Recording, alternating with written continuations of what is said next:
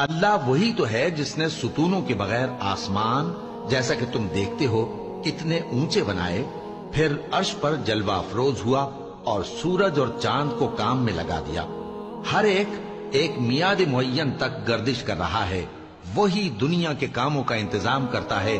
اس طرح وہ اپنی آیتیں کھول کھول کر بیان کرتا ہے کہ تم اپنے پروردگار کے روبرو جانے کا یقین کرو۔ اور وہی ہے جس نے زمین کو پھیلایا اور اس میں پہاڑ اور دریا پیدا کیے اور ہر طرح کے میووں کی دو دو قسمیں بنائیں۔ وہی رات کو دن کا لباس پہناتا ہے۔ غور کرنے والوں کے لیے اس میں بہت سی نشانیاں ہیں۔ اور زمین میں کئی طرح کے قطعات ہیں ایک دوسرے سے ملے ہوئے، اور انگور کے باغ اور کھیتی اور کھجور کے درخت۔ بعض کی بہت سی شاخیں ہیں اور بعض کی اتنی نہیں ہوتی، باوجود کہ پانی سب کو ایک ہی ملتا ہے۔ اور ہم بعض میووں کو بعض پر لذت میں فضیلت دیتی ہیں۔